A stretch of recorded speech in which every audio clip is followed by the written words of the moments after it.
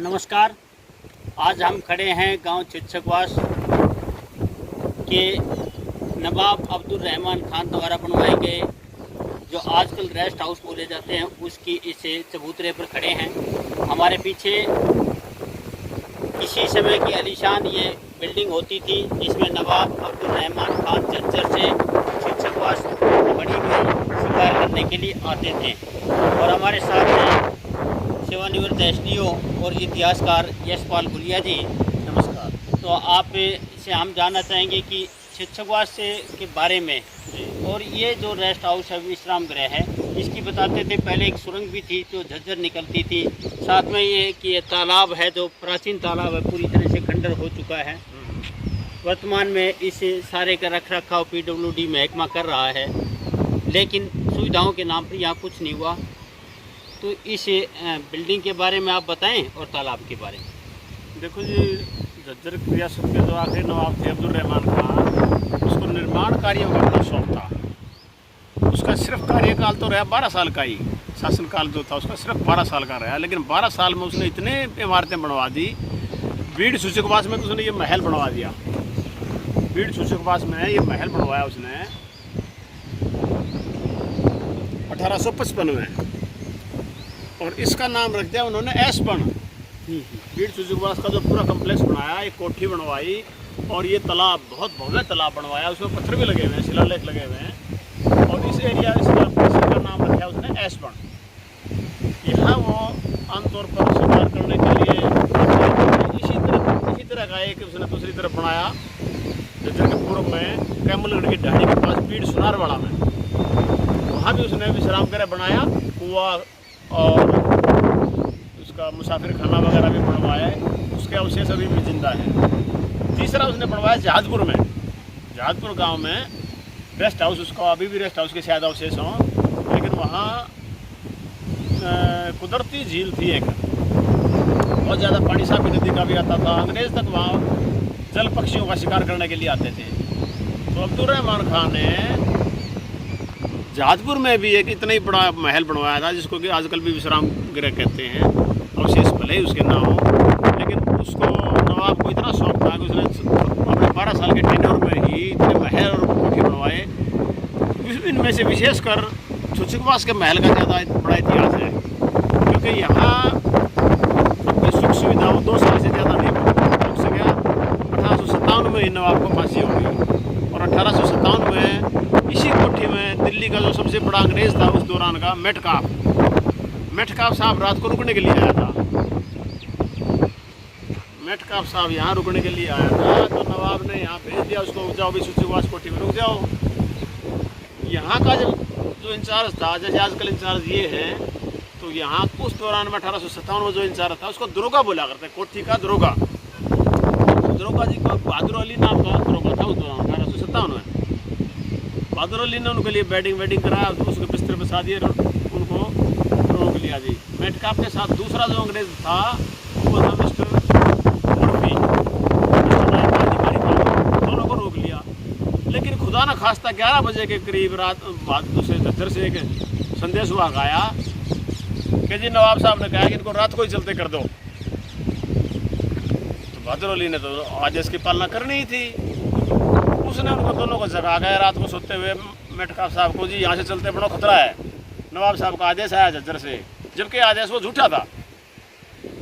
तो मेटकाफ इतना गुस्सा हुआ तो ये बोल के गया, चलो ठीक है भाई मैं तो जाता हूँ, लेकिन अगर हमारी जान बच गई और हमारा राज दोबारा दिल्ली में आ गया, ये 14 मई की बात है, 1857 14 मई की, अगर हमारा राज दोबारा आ गया तो नवाब को इसका खामियाजा भुगतना पड़ेगा। और वही मेटकाफ 4 महीने के बाद 17 अक्टूबर 1857 में फिर आया यहाँ जनरल सावर्स के साथ फौज ले गए में, और फौज खड़ी कर दी छेजगांव के पास। लेकिन सुन रहे हो भाई, नहीं सुन रहे। जो बहुत भारी फौज लेकर आए थे, फौज में जम्मू कश्मीर के आदमी थे और कुछ पंजाब के सरदारों के सैनिक थे। अंग्रेज बहुत चुनिंदा थे, कुछ अंग्रेज कम थे, जिसमें लारे भी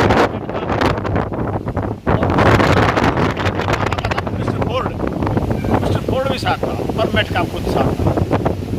तो फिर यहाँ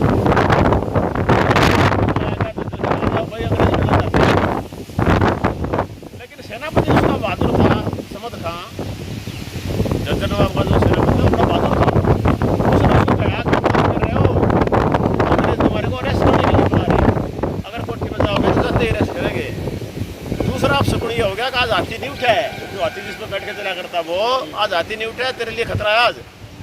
लेकिन सेनापति की बात ना मानते हुए उसने एक अंग्रेज साथ ले लिया। अंग्रेज यहाँ नौकरी करते थे झज्जर में, मिस्टर हैदरली नाम था उसका, जो साथ लिया ना वो जानती था। अंग्रेज हैदरली को साथ लेकर नवाब यहाँ पेश हो गया। आते ही उन्होंने उसको अरेस्ट कर लिया और ये आदेश दिल्ली रेजिडेंट के हैं। नवाब को बंदी बना के 18 अक्टूबर को ले जाया गया। उसके बाद 18 अक्टूबर को ही दिल्ली भेज दिया उसको आदरोड के रास्ते। लेकिन समद खान ने क्या किया, समद खान ने रात को ही अपनी जितनी भी सेना थी दिल्ली के किले में उस सारी को आदेश दे दिया कि नवाब ने तुमली का पकड़ा पड़ गया, हम नहीं बढ़ेंगे, नारनौल को चलो, अंग्रेजों से हम क्यों लड़ेंगे, हो सकेगा तो नवाब को छुटवा के भी लाएंगे। इतना कहने के बाद सारी फौज खाली करके किले को अंग्रेजों को 18 अक्टूबर को यहाँ से गए फौज से झज्जर में खजाना मिला और मिस्टर फोर्ड के थ्रू खजाना भेज दिया गुड़गांव। और समद खान ने लड़ाई लड़ी 16 नवंबर 1857 को नारनौल में। समद खान ने जनता की मोर्चा सड़े दिया जनता किशोर को। उसमें 4 पार्टियां और भी थी। दूसरी पार्टी तो सबसे जो मुख्य थी झज्जर की रियासत की होगी सेना। दूसरी जो मुख्य पार्टी थी युद्ध लड़ने वाली वो थे जोधपुर लीजन, समझ रहे हो ना, जोधपुर लीजन अंग्रेजों की एक बागी फौज थी जोधपुर लीजन। उससे समद खान ने संपर्क किया और नारनौल में इकट्ठे हो गए। तीसरा था भट्टू को आजिम खां, वो भी एक बागी होकर थोड़ी सेना ले रहा था। चौथे अपने रेवाड़ी वाले थे रावतुल्ला राम, लेकिन रावतुल्ला राम नारनौल में इनके साथ इकट्ठा नहीं हुआ, वो रुका जाकर नसीबपुर में। जबकि झज्जर की सेना रुकी थी जाके सराय बाल मुकुंद में नारनौल। सराय बाल मुकुंद एक किलेनुमा सराय थी, उसमें झज्जर की फौज रुकी और 10-12 दिन के बाद 16 नवंबर को बड़ा भारी युद्ध लगा। वहाँ के बाद वास्तविक तो झज्जर की रियासत खत्म हुई, वो 16 नवंबर को खत्म हुई, 16 नवंबर 1857 को है जी। और तो इसको ठीक है एक इतिहास तो ये बता दिया मैंने। 6 साल में बनवाई गई, कितना समय इसको बनाने 1855 में बनवाई गई, लेकिन 1855 में बनवाई गई, उसको शिलालेख बता रहा है। लेकिन बनने में इसको 3-4 साल जरूर लगे होंगे। ऐसे परिसर उसने 3-4 जगह और भी बनवाए। जबकि ताजुब की बात है कि उसका सारा शासनकाल 12 साल का था। तो वो नवाब बड़ा शौकीन था इमारत बनवाने का और अपने शिकार का बनवाने का बड़ा शौकीन था। तो उसने मेरे ख्याल 2-3 साल के अंदर अंदर ये बनवा ली थी। कहते हैं अब्दुल रहमान खान चित्रवाद जो बड़ी थी उनकी काफ़ी बड़े चित्र पहले थी, आज के लिए बड़ी का चित्रवास भीड़ था। मात्रा की मेरे बीच में मेटका बोल रहा था, फिर मेटका जब रात को निकला तो किसी तरह मरता पड़ता वो बौंद गांव तक पहुंच गया। बौंद गांव है यहाँ भिवानी रोड पे। बौंद गांव के नौरंग सिंह राजपूत ने उसको हांसी पहुंचा दिया। हांसी स्किन्नर के आदमी थे वहाँ, स्किन्नर के आदमी ने उसको, स्किन्नर के पुत्र वगैरह ने उसको भेज दिया करनाल। मेटकाप की जान इस तरह बची थी। गदर समाप्त होने के बाद, गदर जिसको मेरे को नहीं कहना चाहिए, स्वतंत्रता संग्राम समाप्त होने के बाद अंग्रेजों ने नौरंग सिंह राजपूत को बीड़ सूचकवास जागीर में दे दिया। किसको दिया? नौरंग सिंह राजपूत को, बौंद वाले को, जिसने मेटकाप बचाया था उसको सूचकवास की जो भीड़ था ना यहाँ एरिया जी जी, उसको कुछ हजारों किले थे, इसके जितने भी एकड़ थे उसमें से उसको दे दिया नौरंग सिंह राजपूत को जागीर के तौर पर। ये जो फोर्टपुरा तामसपुरा बसा हुआ ये ना, ये अलग डिफरेंट है जी। ये फोर्टपुरा प्राणी अलग है। उसने तो सिर्फ भीड़ का एरिया, उसको एकड़ जमीन दी, कुछ जमीन दे दी। जमीन दी। अच्छा, ऐसा ही किसी करनाल के नवाब के किसी एरिया, नवाब के पुत्र वगैरह को भी यहाँ भीड़ सूचकवास में से कुछ एरिया दिया है जी। तो मेटकाप के अलावा फिर दूसरा इतिहास फिर इसका रहा 1947 में, इसी कोठी का इतिहास 1947 में 1947 में आसपास के मुस्लिम जो मारकाट शुरू हुई ना, मारकाट शुरू हुई तो आसपास के मुस्लिम यहाँ चार दीवारी और तालाब और पानी का प्रबंध होने के नाते आसपास के मुस्लिम यहाँ आकर रुकने लग गए। 47 में 2-3 महीने तक रुके रहे यहाँ हजारों मुस्लिम जी। वो नहीं मारे गए, उन्हें सेफ पहुँचाए गए। बाद में फौज ने उनको पाकिस्तान तक रेल में बैठा दिया। तो इस कोठी का इतना बड़ा इतिहास है, आज का मेरे ख्याल से बहुत हो गया इतना। काफ़ी पुरानी है ये, प्राचीन है। नहीं, 1947 से 90 साल पहले थी ना। अब तक है, लेकिन अब तो खंडर में तब्दील हो गई है। एक जो प्राचीन अभी तक ही थी कुछ सालों से, इसका कोई रख रखाव नहीं। दूसरा जो तालाब तालाब का बताते हैं, पहले पानी पीते थे इसका। पीछे सामने जो है वो बड़ी घाट है। पानी पीने वाली बात तो देखो, मैंने नहीं पता था कि ऐसी मैं इसी गांव से हूँ, तो सामने जो वो घाट है। ये जो मकान पड़ रहे हैं घाट लग गया ना, एक दीवार घाट वो बंद करा दे, मेरे मतलब को अपने उधर ही लगा इधर से। वो जो सामने गड्डी की हुई है ना, वहाँ से ये जो कमरे बने हुए हैं, ये बाधा बने हैं बड़देव ये नहीं बना है। बड़देव के पीछे वो कब्जा है सारा। तो वहाँ जो एक घाट होता था, नीचे सीढ़ियाँ हैं अभी भी, और उन सीढ़ियों से नीचे उतर के वो रानी घाट थी। वहाँ रानी जो ना रानी कहने का नाम था। वैसे महिलाएं जो गांव की थी वो स्नान करती थी, महिलाओं के लिए था वो, लेकिन नाम उसका रानी घाट रखा गया था।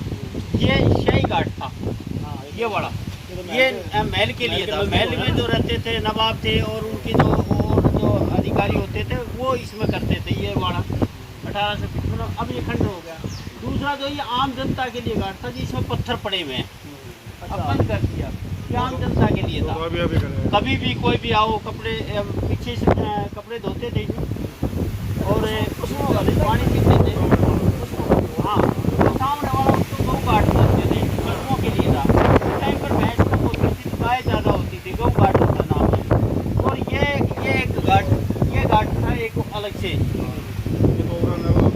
ये पशुओं के, ये जो जंगल होता था, आगे भीड़ होता था, उसका है। और साथ में अब ये गिर गया है। इधर जो है ये सुरंग होती थी इधर, ज़्यादा के नहीं। ये जो सुरंग होती थी, यहाँ से नाला था एक, और ये पीर के पीछे से यहाँ से एक सुरंग जाती थी जो भीड़ में निकलती थी काफ़ी दूर तक। वो बरसात का पानी इसमें आता था। बीच में वो बना था, वो ऐसे एक तुमता बना रखा है सबूतरा सा, वो बिल्कुल इसके बीच में होता था एक साइड में।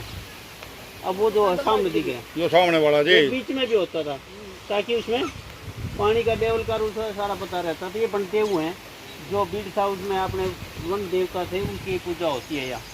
साथ में ये शिव मंदिर आगे हैं बिल्कुल सामने। ये महाराज चक्रपुरी जी ने बनाया है, पहले मंदिर नहीं होता था गाँव में।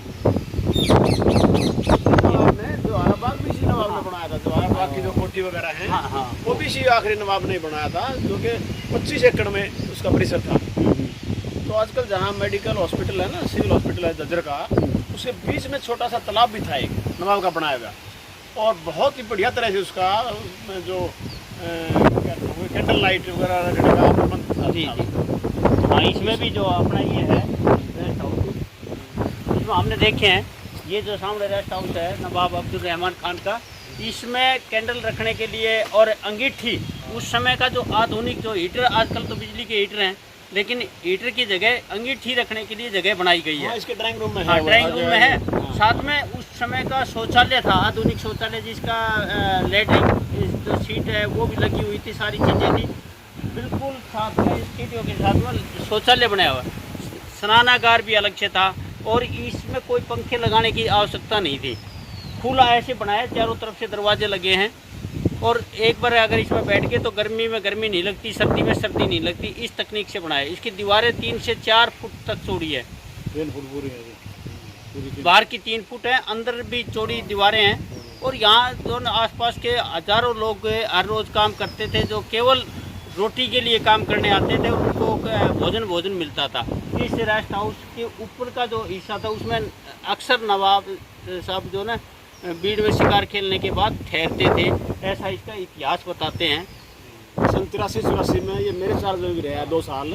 उस दौरान में यहाँ तोताराम चौकीदार होता था हमारा, है जी। इसकी मेंटेनेंस भी कराई थी इसका हमने। सरकार रख रखाव क्यों नहीं कर पा रही? इतने बड़ा क्षेत्र है, पूरी जमीन है, घेर भी ली है लोगों ये ने। तो सरकारी तंत्र नहीं, आप एसडीओ रहे हैं, क्या आवश्यकता है? हमने इसकी रिपेयर जरूर करवाई थी। इसकी बिल्कुल आवश्यकता है, हेरिटेज की विरासत की है, ये विरासत की बिल्डिंग है, इसकी रख रखाव की अति आवश्यकता है।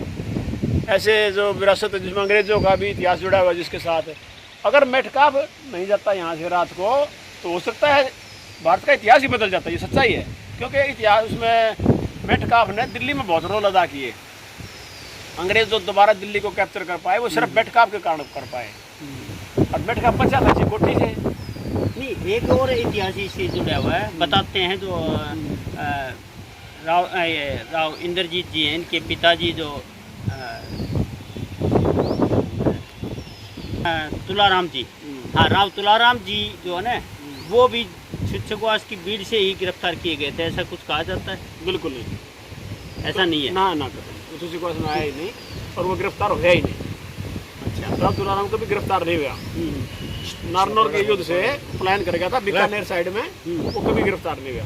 मैं उसके बाद अफगानिस्तान वगैरह निकल गया, बाहर देशों में रहा वो। तुलाराम को अंग्रेज नहीं पाए।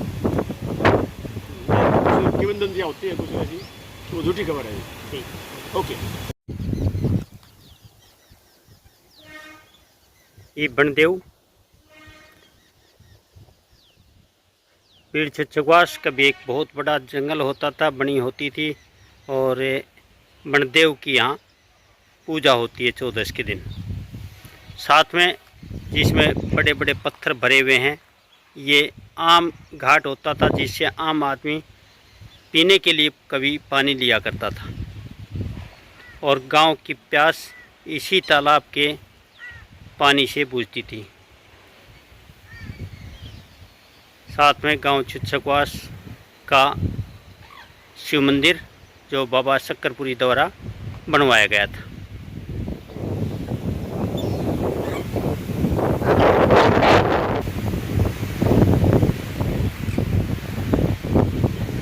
ये घाट